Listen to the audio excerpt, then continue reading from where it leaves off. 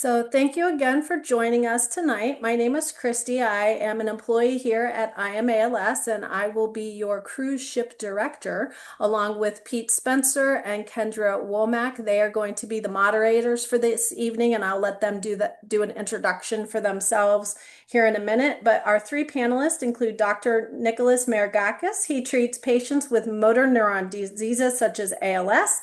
This care is coordinated with the Johns Hopkins Center for ALS Specialty Care, a multidisciplinary clinic with expertise in treating patients with ALS and providing support to their caregivers.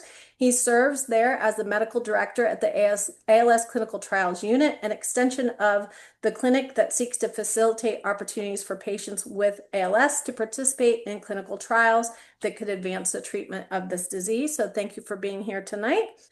We also have Cassie Holmes, a passionate nurse practitioner connected to neurology and clinical research. As a pediatric neurology patient, she became fascinated by the neurosciences, a graduate from William and Mary in neuroscience, and completing her nursing education at Virginia Commonwealth University and Georgetown University. She currently works at Georgetown University ALS Clinic and is fully dedicated to ALS clinical research. So thank you, Cassie, for being here.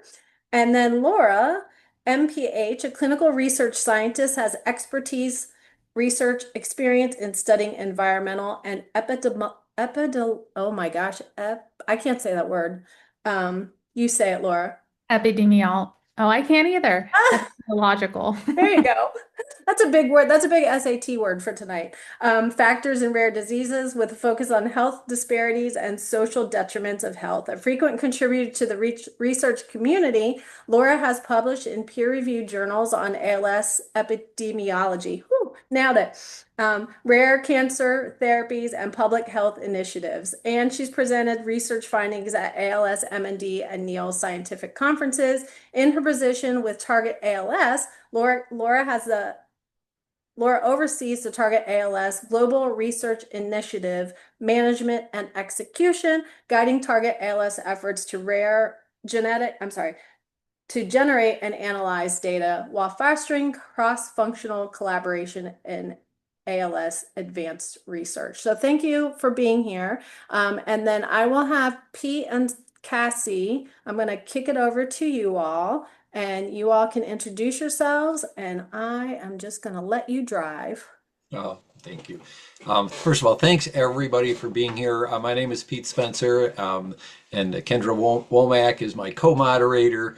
And we're going to be doing this primarily through questions to start it off. It is billed, part of the title of this presentation is a community dialogue on ALS clinical research. And so it's going to be a lot of dialogue, and we're all going to learn a lot about that. And thanks also to our panelists who are joining us to share their knowledge. A real brief background on me. I'm a member of the clinical trials team, but through connections with Randy Gregory and his participation in that team, or on that team, and many shades of ALS and Lou Gehrig and many other teams that Randy's part of, we got to talking about this webinar that they were looking at doing, and so I'm honored to be part of it. So thank you very much for that.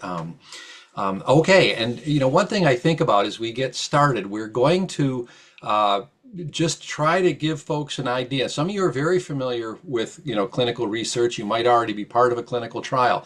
Others, though, are not. And I lost a friend to ALS a few years ago, and I really had never had any indication of what a clinical trial was all about. Clinical research, obviously, you'd hear the terms, but so you may be in that position where this is new to you, and that's some of the folks we're hoping would be part of this. So so we're going to try to have some basic nuts and bolts, not go too deep into it, but give you guys a good idea of clinical trials research, and then Kendra's going to lead a discussion as to why it's important to participate.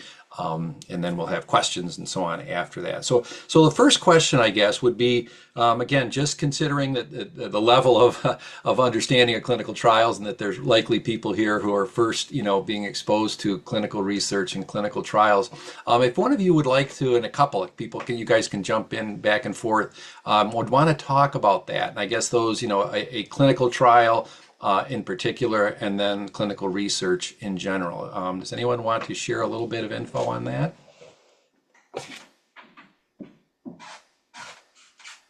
Well, I can start. I'm happy to jump in. So, importantly, before um, we do clinical trials, in particular with regard to clinical trials where we're studying, let's say, a drug or a specific intervention, comes a lot of work that leads up to that. And so, we talk about drug development, and drug development takes oftentimes years before a drug even gets to a clinical trial for patients, um, people living with ALS. So, there is something called preclinical research. I just want to touch base on that. And that is really all of the work that goes on in laboratories to study a drug to make sure it's safe, and before it can be presented to the FDA for what they call an IND, which allows a drug to go forward for a clinical trial. And so that can involve very fundamental studies for doing work on a drug, let's say in a dish, um, on stem cells, let's say derived from patients that turn into neurons or motor neurons, in animal studies to make sure those drugs are safe, in animal studies to see in animal models of ALS, let's say, to at least see in animal models if they're efficacious, even before they get to to a clinical trial. And so, clinical trials can take many forms. There are, we call investigational studies, which is can be a drug, and that's what we think of most commonly, but it also can be other kinds of interventions. They can be interventions for devices. They can be interventions for different strategies of just general ALS care. And then there are observational studies and what we call natural history studies, many of which are going on right now. I think of all ALS as one example of an observational or kind of natural history study. And those are essentially studies where we try to understand more about the disease. And that really requires we ask people living with ALS and actually uh, what we would consider controls, that is, people who don't have ALS, to participate in those so we can start to understand nuances about the disease. That can be everything from how patients feel, what their clinical symptoms are, or to something called biomarkers, or those can be things in the blood or the spinal fluid that help tell us a little bit about more about ALS. So those are these, and you see in the bottom left-hand corner, what we consider observational trials. And then interventional trials are the things we look at where we're looking at things like drugs traditionally. And I'll pass it on to one of my colleagues if they want to chime in.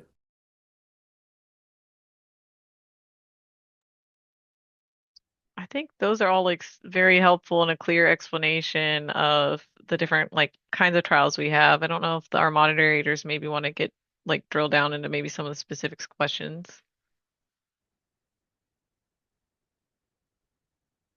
Okay, sorry, I had to unmute. And yeah, so what we're going to do, hopefully the slides, I'll try to enlarge them enough. And they're not directly correlated to the questions, but you're going to see similar information. So I'm going to start showing those now. But so let me see. So, and Dr. Maragakis mentioned, I think, the observational and the clinical. So, yeah, so now I think, Cassie, thank you. We're going to put some terms up here and you guys can talk about these because anyone starting to research into a clinical trial is going to start hearing these terms. And some you might have heard back in, grade school science or high school science, but again, it might have been a long time. So if you guys, in any order in particular, could touch on these and maybe other terms we've missed, that people should be aware of, that would be wonderful. Before we proceed, if you hit in the top right-hand corner where it says, yeah, there you go. If you hit that, it'll highlight the current slide a little bit bigger. Perfect. Thank you. So, I mean, I'm happy to jump in with some of the definitions. Yeah, please.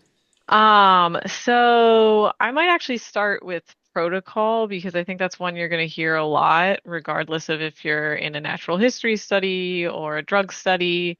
But that's essentially what we use as our plan for how to do the clinical trial. And it has all the rules that we follow for the visits, the types of tests we do. So when you hear us referring to the protocol, that's really what we mean. And so a lot of times you'll receive like what's called a consent form, and that'll have like the details that you need to understand. And a lot of times it'll have kind of the charts of visits and things like that in a more digestible way because the protocols can be quite long. Um, for any types of uh, really, the gold standard for drug studies are typically what we call randomized, double-blind, and placebo-controlled. Randomized means we're randomly assigning people to either the experimental drug or a placebo, which is essentially, if you haven't heard of placebo before, it's a essentially like a sugar pill or a fake treatment that looks like the real thing but doesn't have any active drug in it. It's basically used to see if the drug is better than getting nothing at all. Um, Double blind means that basically neither the participant nor the researchers know if someone's getting a drug or the placebo.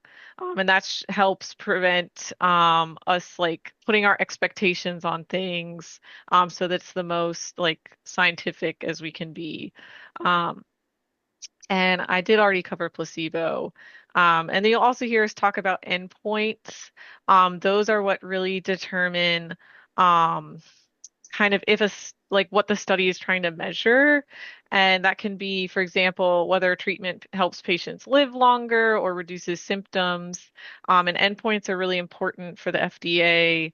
And when they evaluate the data that we collect to make sure that the drugs are effective and meeting their goals. And then I'm sure many of you are familiar with the ALS FRSR.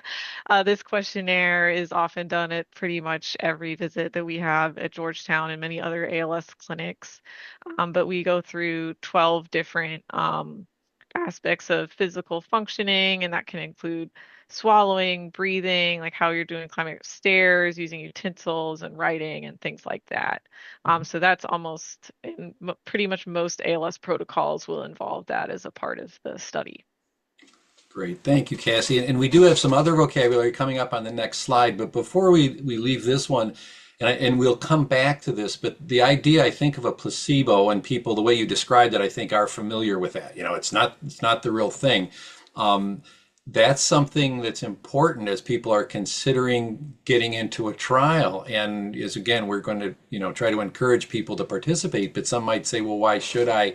If there's a decent chance I'm not going to get the treatment. But so just put that, and we'll put that in the back burner for right now. But and then here are some other terms that might come up. So Cassie, if you want to continue, or anyone else can jump in and add to the descriptions.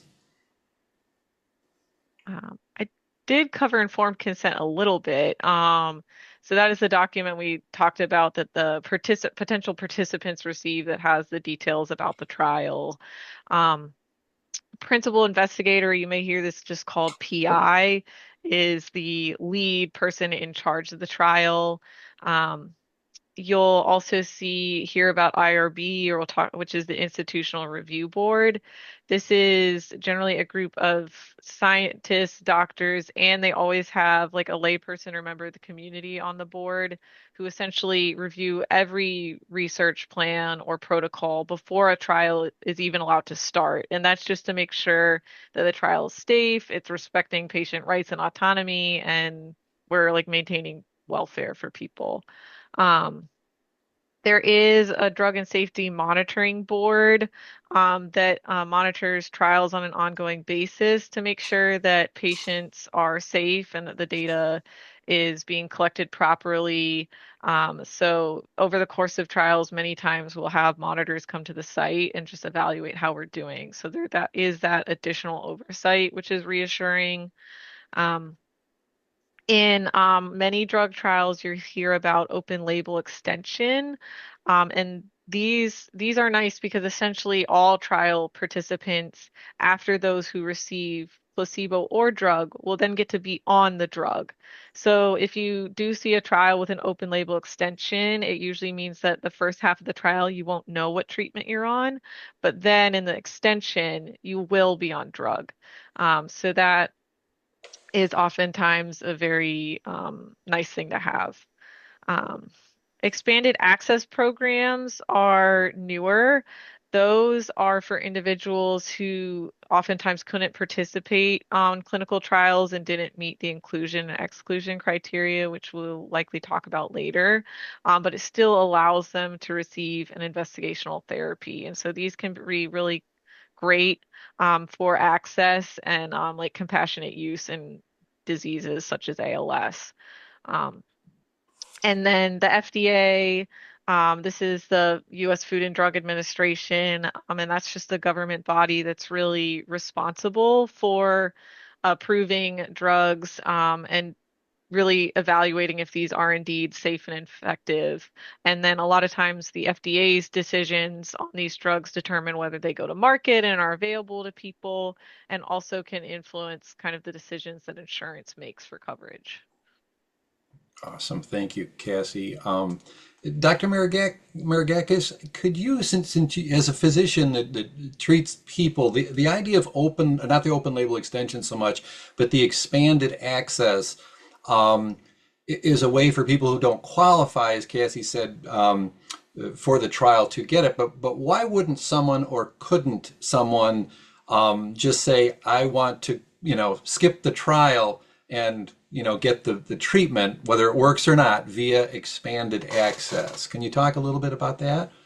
Well, expanded access really a key point for that, and this is where we struggle a little bit as physicians, is to be ethically consistent. So, it would be inconsistent for me to ask one person to be part of a clinical trial, let's say, which involves, let's say, a placebo arm, and to give another individual the drug. So the key word here really is that these expanded access programs are primarily for people who are ineligible for trials. So, for example, when we study drugs, there are certain, we call them inclusion exclusion criteria. I think we'll get to that. But, it may be that when we run a clinical trial, we're trying to learn something about how well the drug works. And so if a patient, let's say, has ALS for 10 years, it's unlikely that they're going to change very much in a short period of time. So they may not qualify for traditional clinical trials. Or a patient might have a breathing function that's too low to be included in a clinical research study, in a clinical trial. So the idea behind an expanded access program is to allow those individuals to take a drug, typically provided by the sponsor, whoever that, let's say, company might be. It can come with a cost, or oftentimes the drug is administered free of charge. It also typically involves some element of continuity of care. And that is, we don't just put a patient in an expanded access program and send them on their way. Typically, there's some form of oversight, and that would be examining them at specific intervals or taking blood work to make sure the drug is safe. And those are built into these expanded access programs. They're typically not as rigorous with regard to the number of visits, let's say, that an individual would have to make to the institution, but it's not just handing out medications without any responsibility. And that really falls on the sponsor to provide the drug, but also provide some sort of oversight. It differs from an open label extension, which is an ethical. It's actually not a requirement to be in a clinical trial, but given the severity or the seriousness of ALS as a diagnosis, we feel, and we encourage any sponsor of a clinical trial to include an open label extension. And what that means is, if a patient or a person living with ALS is generous enough to participate in a clinical trial, not only to learn something about the drug, but also to provide something for future generations, that at the end of that formal double-blinded phase, that they should, ethically, it's responsible to give them drug after a certain period of time. So that can be after 6 months or a year, whatever that time interval for the actual formal study is designed. So those are two different things. Oftentimes they're confused a little bit, but those are two different elements where patients can get drug. Awesome. Thank you. It's hard for me to go back 3 or 4 years and be as if I was listening to this for the first time. I think you guys have done a great job of introducing those terms. But any of you guys and the participants who are viewing the webinar, I hope you're either writing things down because there's a lot of resources to get further detail and information on that. One thing before we're going to jump then into that idea in just a second about why people should participate, even if there's a chance that they may not get the actual treatment in question. But I wanted to jump to one more question about, and Laura, I'm going to come to you, give you a little heads up. So you're the project manager, correct, of Target ALS, a wonderful study, and we can talk more about that, getting information. But in terms of a targeted therapy, and I'm not even sure myself if this differs from a drug, for example, do you have information, and that may not be the name Target ALS, but do you have any information on what's called a targeted theory and how it might differ from a traditional drug or treatment as we think about?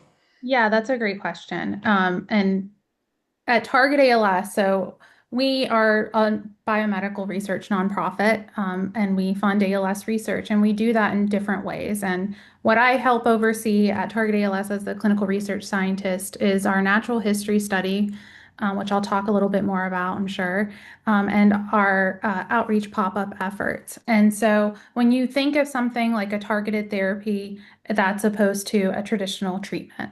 So the way I like to think about it, if you think of ALS as a puzzle, right, there's a million different pieces in a puzzle. And a targeted therapy is a type of drug that goes in and says, I'm going to look at the whole puzzle and try to slow down progression in general.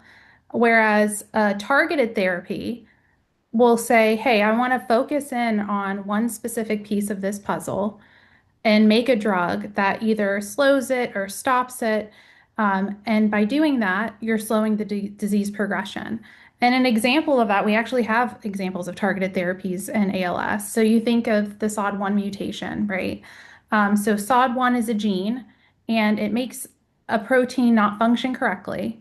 And there's the drug tofersen, which is FDA approved, and that goes in and it targets that gene specifically and stops making that protein. So it slows the progression of the disease in that way. So that's an example of a targeted therapy in ALS. And I think that there's a lot of potential for targeted therapies because there are no mutations. And what we're seeing with a lot of clinical trials or things that are in development is more of that targeted therapy approach. Thank you. That's great. And we definitely will be revisiting the natural history study down the road. Kendra, if you are ready, I'll keep trying to keep the slides. I can share. Oh, gotcha. Okay. Yeah, I can share now. Stop. I'm sorry. Let me see. I just can't stop sharing now. Here we go. I just want to add one thing to Laura. Yes. That was really a good point, Laura. I would add one thing, and that is that if a drug does not have a target, then it's probably not a good drug. And I caution people living with ALS. We go online and you'll go to a website and it'll say, oh, this drug, whatever it is, treats 25 different disorders or 30 different disorders. And that's usually just nonsense. So, the biomedical field and groups like Target ALS and academic institutions spend a lot of time getting targeted therapies. And so I would just caution all of you, we try to do good work, and most therapies that we bring, and at least as academic institutions, are have some sort of target, right? Thank you.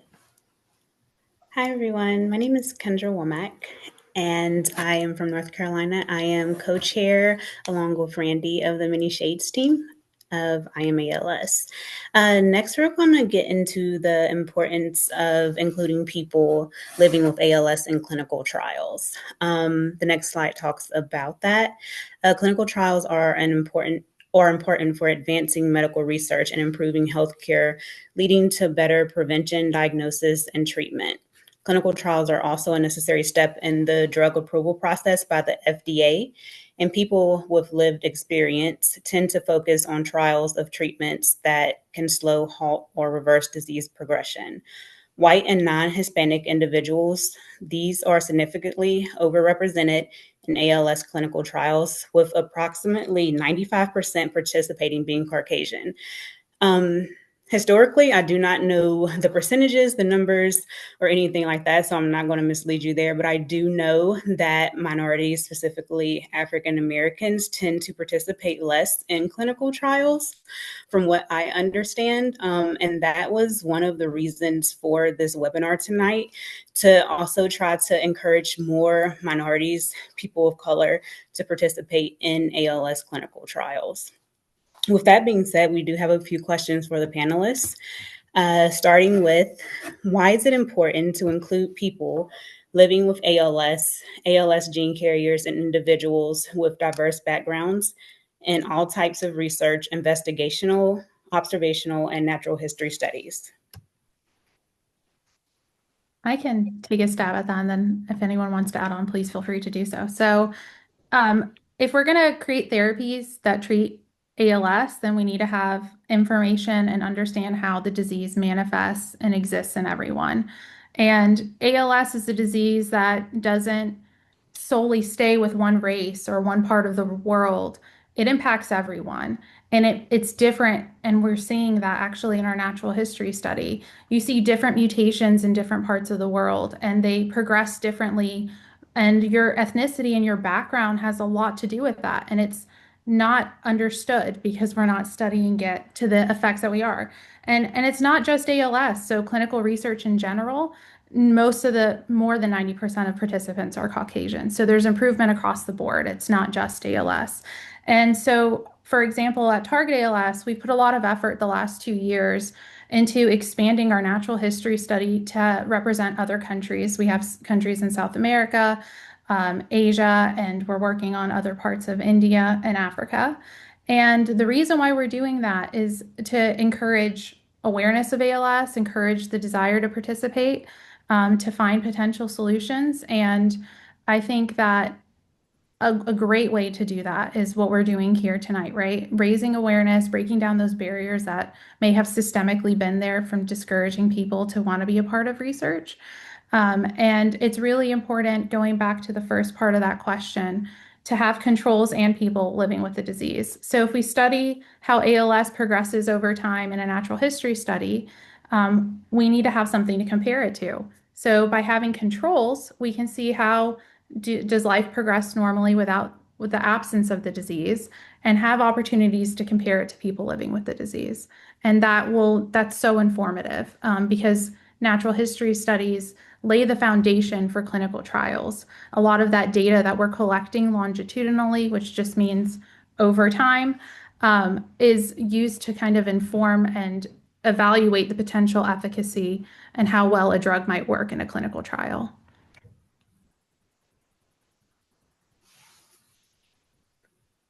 Thank you. Did anyone else want to jump in and answer that?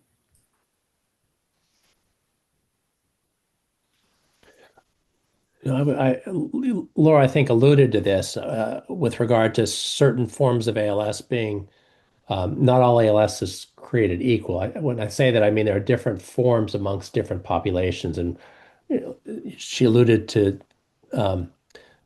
I think about the C9orf72 mutation, which represents probably about uh, you know 10% of all ALS, but it's primarily present in those of Northern European, or let's say European and North American populations, whereas in Asia, China, Japan, South Korea, it's almost never the case. So without looking at large populations of individuals, it's what you learn about one mutation may only be applicable to Northern Europeans and North Americans. So we want to really include, broad, we would like to have broad representation.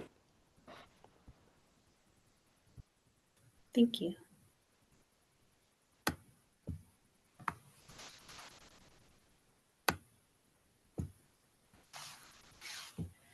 So the next question is, what is the value of participation from healthy individuals, ALS gene carriers, pediatric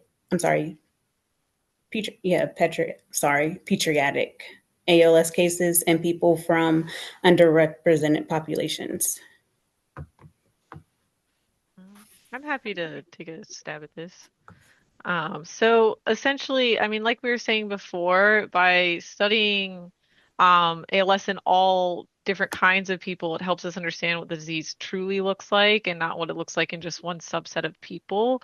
And a lot of times, particularly, pediatric ALS is very rare, but a lot of medical breakthroughs are actually made from examining unusual or rare cases. So having a really diverse set of participants is really critical for us to identify what might be pathways we're missing in the disease. That's why it's really important for us to have such a wide range of people participating in our studies so that we can better understand the disease and grow our treatment repertoire. And then controls, kind of like we talked about, those are healthy individuals who aren't affected by disease. And kind of as an example is that if we are looking at genetics in ALS, we might see a gene in people with ALS that we're wondering, oh, is this a gene that could cause ALS? And then if we look at the controls, the healthy people, if we see that gene occurring frequently in healthy people, then we would probably think, oh no, this gene's not associated. And so that's kind of why the healthy people are also really important in this research. Thank you, Cassie.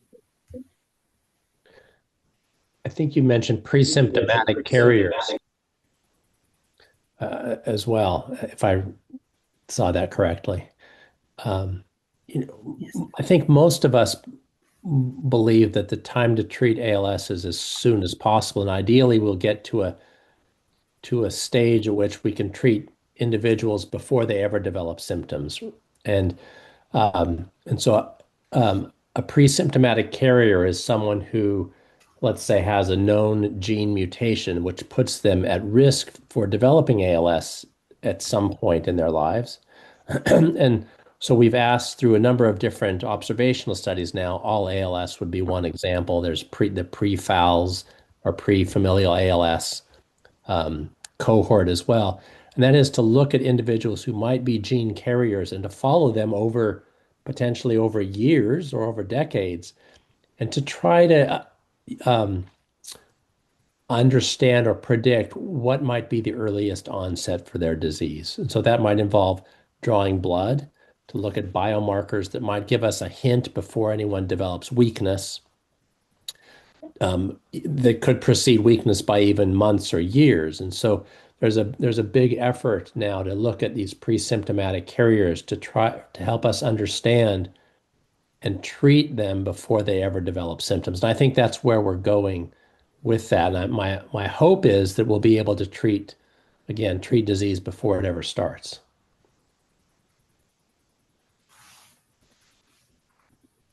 Thank you. So has research ever shown differences in ALS-related gene mutations across racial or ethnic groups? I think yes, and I feel like we kind of alluded to this, but to expand on it a little bit more, right? Dr. Maragakis mentioned the C9 mutation not really occurring in South Korea, and we know in South Korea, SOD1 is a very common mutation there. So it just goes to show you it's different. And then beyond just the mutations you see in different races and ethnicities, how the disease progresses. So in the US and in Caucasian populations, we talk a lot about, 2 to 3 years to get diagnosed and then 2 to 5 years of living with the disease. Well, if you go to somewhere like our site in Bogota, Colombia, we're seeing patients live with ALS for decades. If you go to India, the same thing. And some of those patients are C9 patients. And if you know anything about C9, it's unfortunately, one of the more aggressive mutations that there is in Caucasian populations. So it's really important to continue to expand how we do studies and be really inclusive because if we're gonna develop treatments for everyone with ALS, we need to understand how it exists in everyone. Thank you. Would anyone else like to jump in and answer that as well?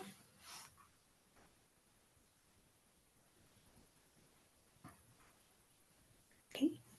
So before we talk a little bit more about natural history studies, can you please describe how how clinical studies impact decisions made by the FDA?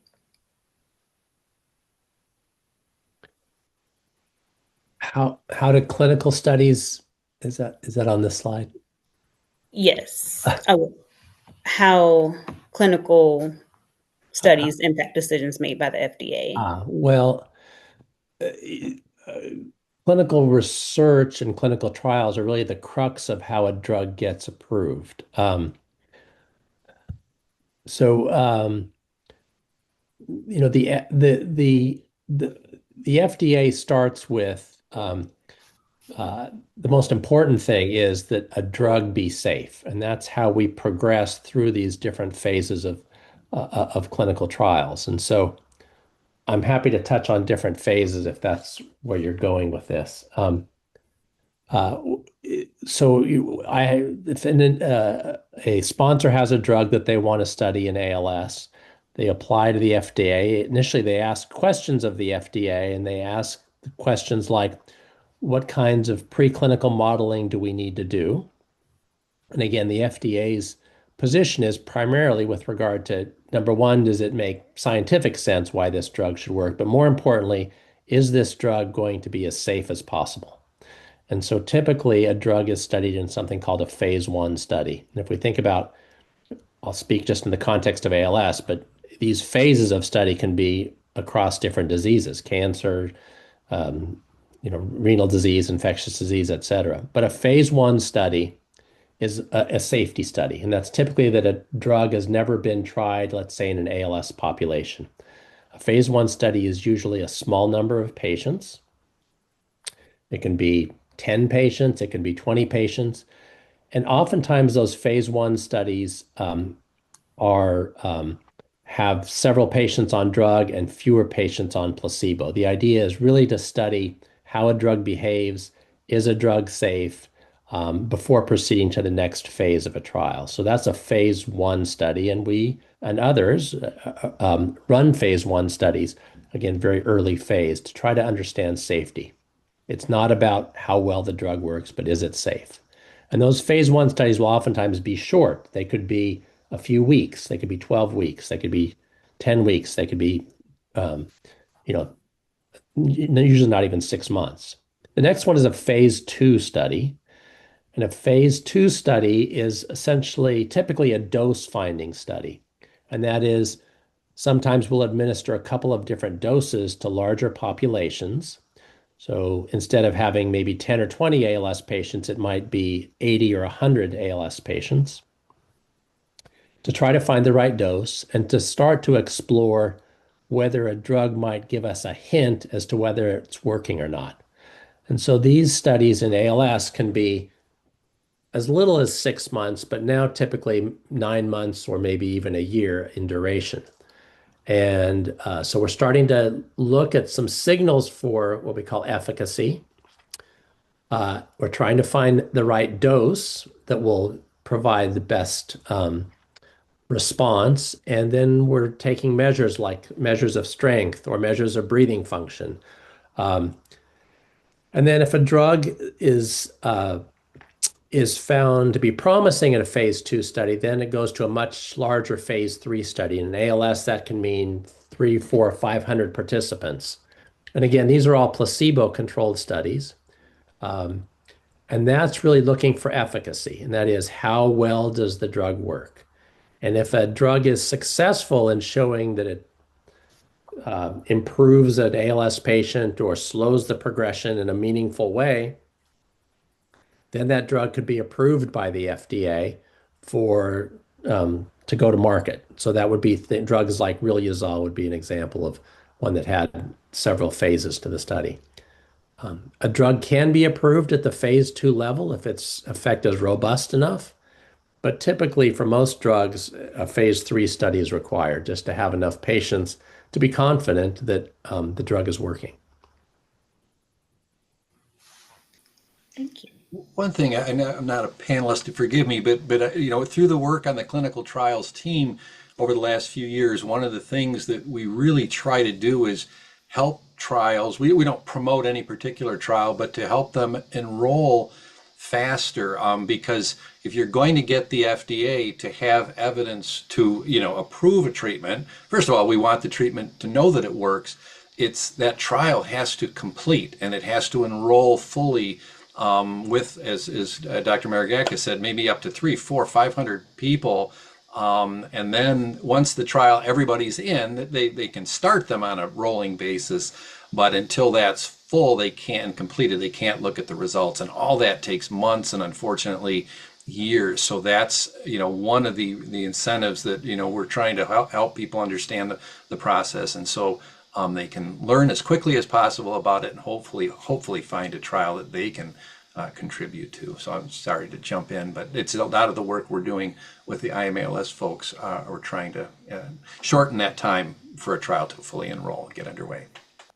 And that's really the advantage of having an open label extension. To your point, a study might be for an individual might last, let's say, a year, but the study is in its entirety may take 3 years. But having an open label extension allows an individual to participate in the study and then still get drug after that 1 year period, even while the study continues till we get an answer.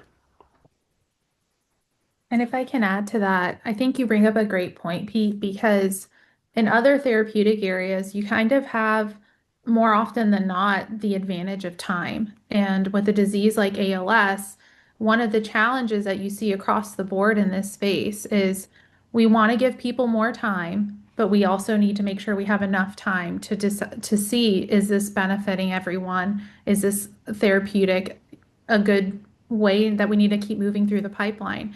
And the one thing I think I've seen in the last few years is we want to stop wasting time. And there are a lot of companies really working hard.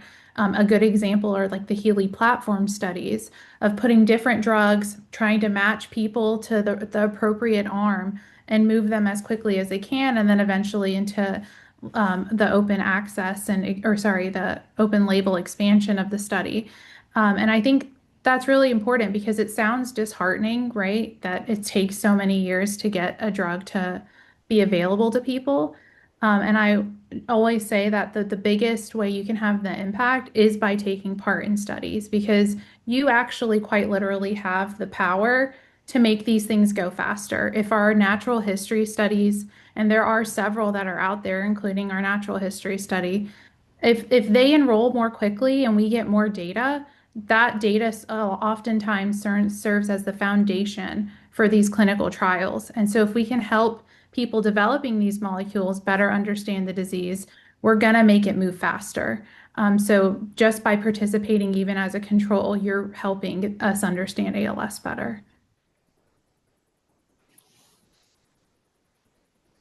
Thank you. That was really good information. So wrapping up the participation part, we're going to go back to natural history studies. This question is for Cassie. How do clinical trials and natural history studies work together to advance ALS research? Yeah, so we've kind of already touched on this, but clinical trials base many of their requirements based on what we know already from previous natural history studies.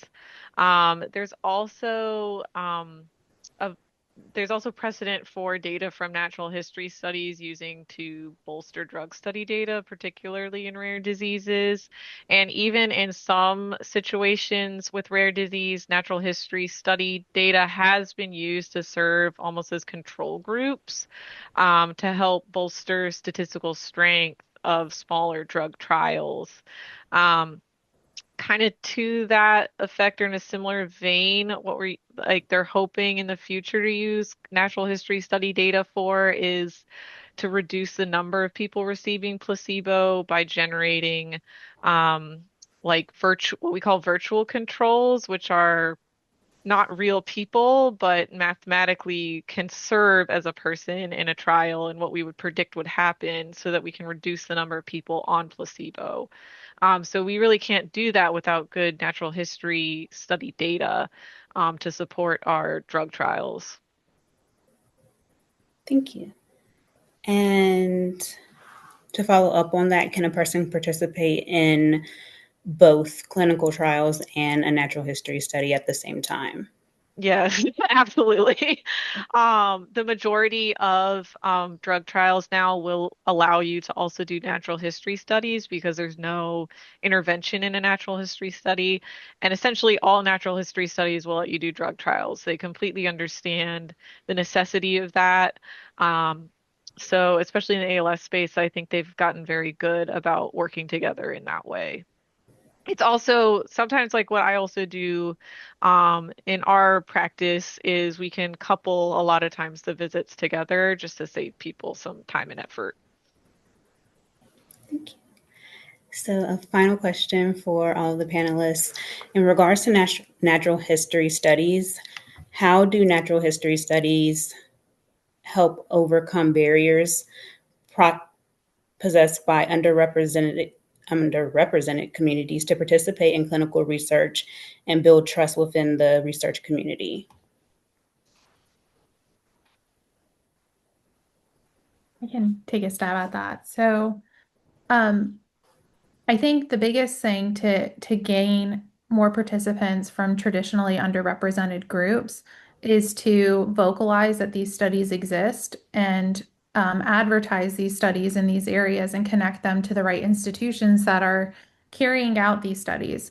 In reality, right, a lot of clinical trials and natural history studies are done at big, large academic institutions or in really urban areas. So people who are living in a rural area or maybe don't have the financial means or other types of barriers to access that care. It's hard to overcome that. But what we can do as sponsors and as therapeutic companies is put that effort into going into communities, talking about ALS and rebuilding that trust, and just introducing a way to do that. And an example is a Target ALS last year, we started our natural or our pop-up outreach events.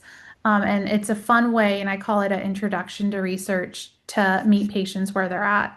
And we actually go into different parts of the country, into local communities, and make it a fun event day, and do a smaller version of a study of a blood draw just to kind of give people the feel for it, and understand that you really have the means to make a difference. And it's just sometimes those baby steps to get people wanting to participate. And by doing that, you open the door for wanting or open the door for people to take part in bigger studies like natural history studies. And that's really important because you just have to sometimes ease people in when they've traditionally been marginalized. Thank you. Did anyone else want to touch on that as well? I mean, I think natural history studies are also, they're much less intense commitment than drug studies. So often would advocate that they, particularly too for people who are nervous or not sure about participating in drug studies, it's kind of a good way to screen if these types of studies are something right for you. And it also helps you kind of, a lot of the same people that work on natural history studies will work on the drug studies at that location too. So they can help you meet like the research group, see if you feel comfortable with them and kind of build that relationship. Um, so that's why I'd kind of argue that natural history studies are kind of a great way to like dip your toes in. Thank you.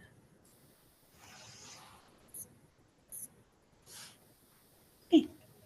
So that was all for increasing participation and how to basically get more people involved in clinical trials.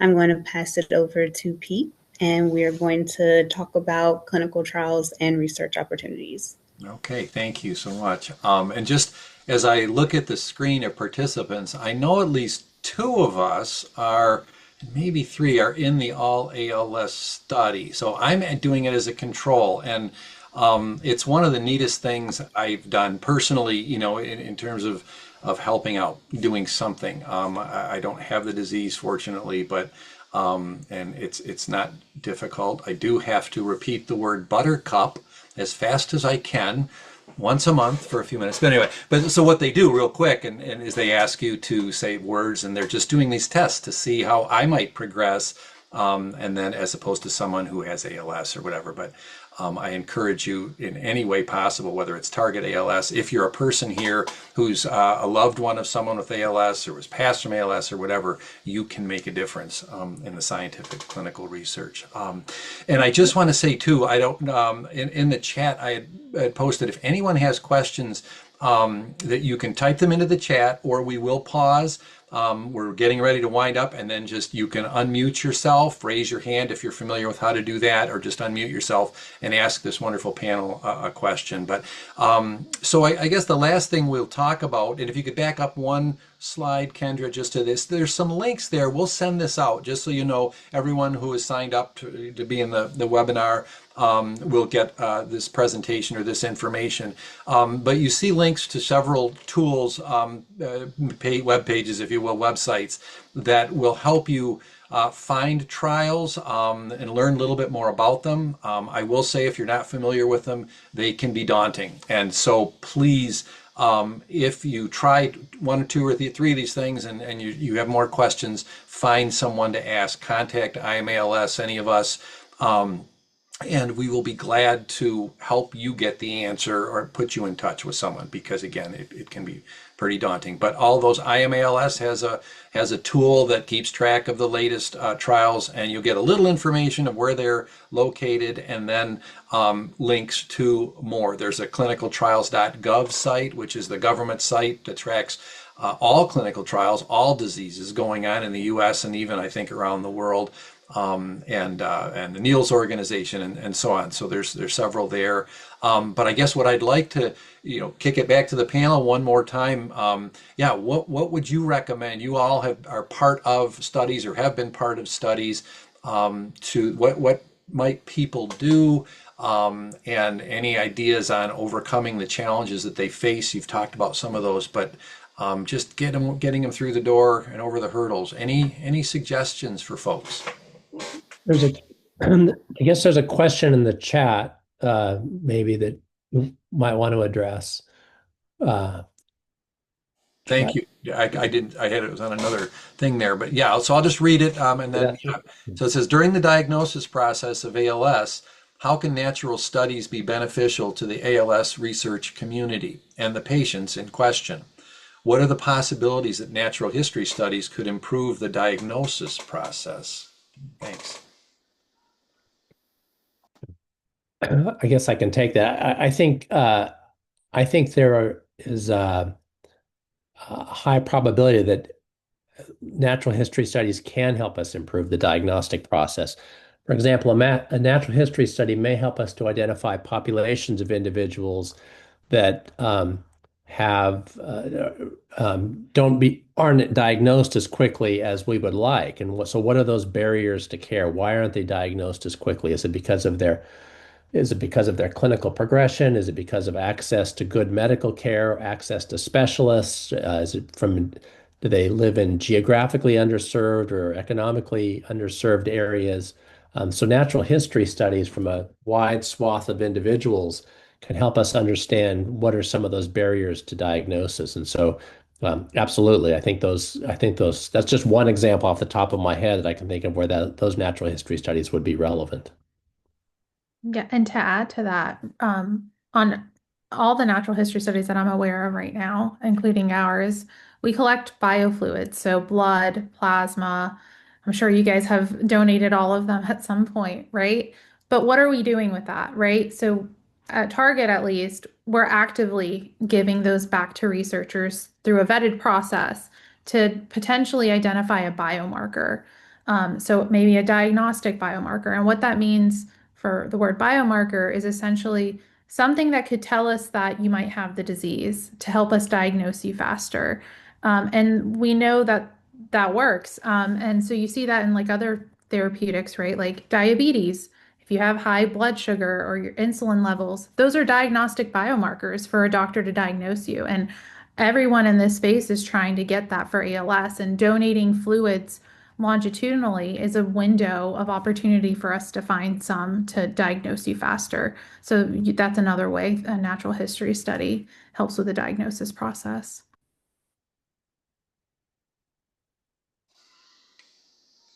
Thank you. Yeah. One thing, and Kendra, alluding back to your point early on about the statistics, and I, like you, I don't have the exact numbers, but I believe I've heard that African Americans are diagnosed. It takes longer for the diagnosis to take place. There's a lot of reasons that it could be other biases and things like that, but having that information. That maybe you could match up, well, this could be, and then we see from a natural history study that it becomes likely that the diagnoses for anybody could be made more quickly. And there is another comment.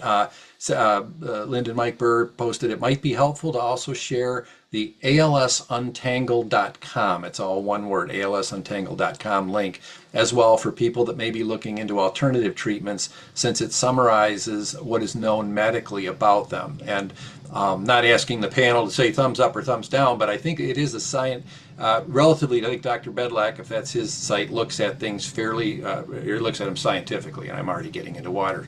I shouldn't, but there are a lot of treatments. Would you suggest that people look at that site? Is that one you're familiar with at all, or? Quite familiar. It is an effort vetted by a number of us, so probably on this panel.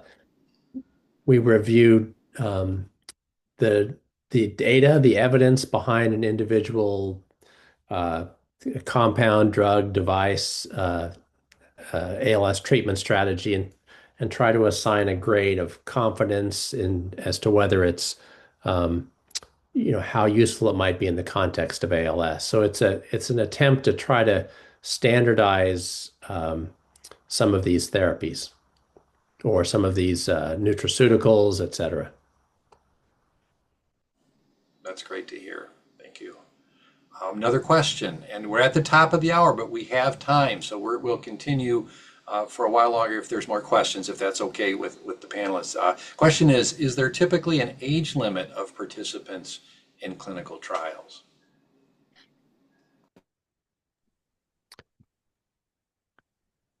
Typically, you are required to be above 18, so that does make it challenging for pediatric cases. But in the trials that we currently have, we don't have an upper age limit at our site, at least. Yeah, I will say like I more so than an age limit, you usually see how long have you been diagnosed with ALS as a criteria for trials that have a drug intervention. So usually like 2 to 3 years. Anything past that, unfortunately, you're probably a better fit for like a natural history study. Um,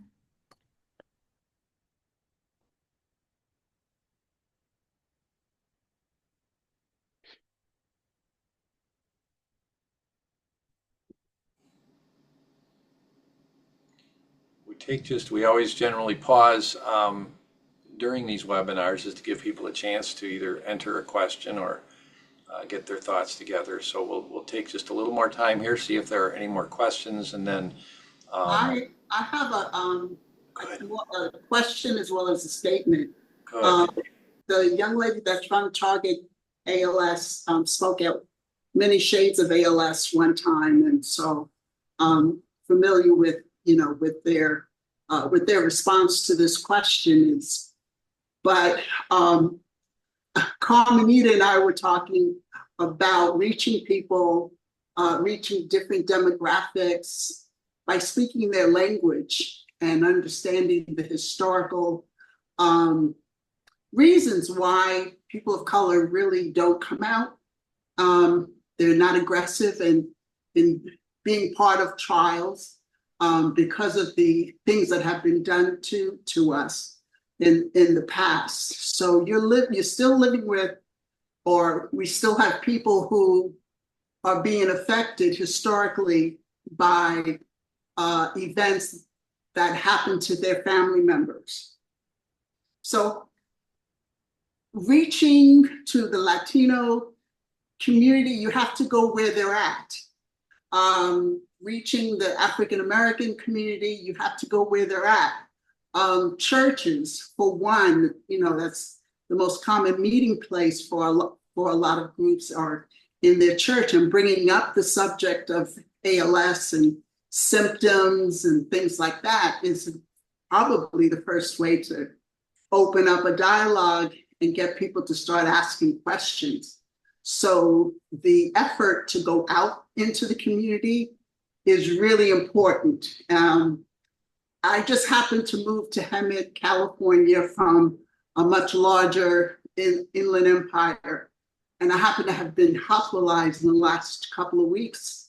And I happen to mention, since I have a form of ALS, I asked the doctor team, where's the neurologist on my team? Shouldn't he know? Shouldn't he or she be knowledgeable as to how much antibiotics are being given to me? Could the antibiotics, do something to my central nervous system and things like that? So demographics, reaching out is very important.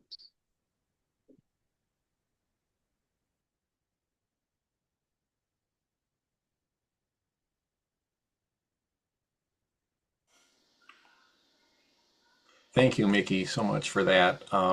And I know, Laura, you had mentioned that that effort, going into the churches and the communities. I don't know if any of the other folks, if there's anything you want to share about things that your clinics or work that you've done over the years, either that you've seen what Mickey's talking about, or are there steps being taken to, improvements, maybe in terms of reaching out. Any ideas on that? I mean, I can speak. I mean, I know Laura's already talked about target ALS. I know all ALS, one of the other natural history studies, has an entire, like, I don't know if PR team is the right word for it, but they have a team of people that are dedicated to getting out into the community and communicating in that way. And they have been both, like, I think Target and all ALS have been really good in getting us the supplies like we need to go to events. So I think, like, I know before I was onboarded at Georgetown, they didn't really have the capacity to do those types of events because they didn't really have a person to go. Um, but like now that I'm there and that we have like the supplies we need from our sponsors, like I can. So like I'm trying to like set up things at the walk in DC and other events like that, because that is where you're really going to, it's too overwhelming a lot of times for patients to talk about these kind of things or hear this kind of news in the clinic space. So I think it's really helpful to go in a place where people are more comfortable, they're more relaxed, and can hear about it at a time where they might have the actual bandwidth to devote to that.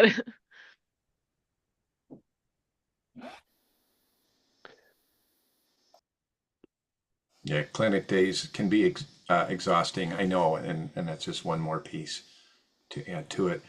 This was alluded to early on, but there's Randy asks, can the panelists share more about inclusion and exclusion criteria for clinical research and trials? We can get people excited about saying, yeah, I want to do this, but can you talk a little bit, and maybe you did, Dr. Maragakis, about the typical criteria to allow one into or out, exclude them from a trial? Yeah, the inclusion exclusion criteria are really a balance between, let's say, including individuals who have some form of the disease where we can learn something about a potential drug intervention. And that might be patients with a certain speed of disease progression, or patients with a specific genetic mutation might be the only ones included. Uh, so to try to design a study to learn something at the end of the day is important for the inclusion criteria. At the same time, we balance that with safety criteria. And so as part of every clinical trial, there are exclusion criteria to say individuals, let's say, with some additional disorder, some additional comorbidity. For example, if the drug that we're studying might have some cardiac or some heart side effects, we might exclude patients who've had a heart attack before, or if there might be a risk of small risk of cancer or some other abnormality, let's say problems with kidney function, we might exclude patients with renal disease or a history of cancer. And those are really all about safety. And then we also protect, there's also elements of contraception. So patients can't be trying to actively get pregnant. Patients have to agree to use some form of contraception because drugs can have very different effects between adults as they would to an unborn child. So we try to balance learning something about a drug and its potential efficacy in the context of ALS, and also protecting the patients to make it as safe as possible. And so those inclusion criteria and exclusion criteria can look somewhat different amongst trials depending on the individual drug or intervention being studied.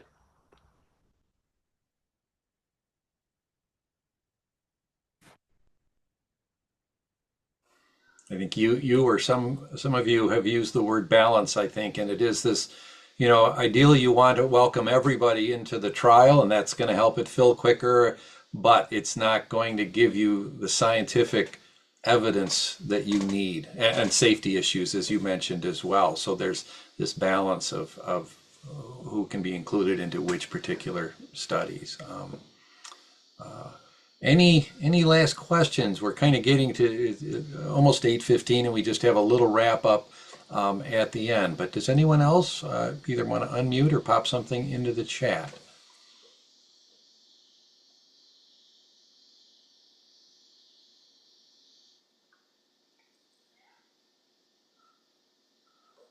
Okay. If not, and you can always email when you get the email, the final email. Just you can reply to that with a question, and we'll get it to the right person. So with that, I will kick it back to Kendra and/or Christy, I believe, to wrap up or give prior the next things. Thanks. Thank you so much, Laura and Cassie and Dr. Maragakis. It was amazing to hear from you. And thank you, Pete and Kendra, for being amazing moderators. I really appreciate the time tonight.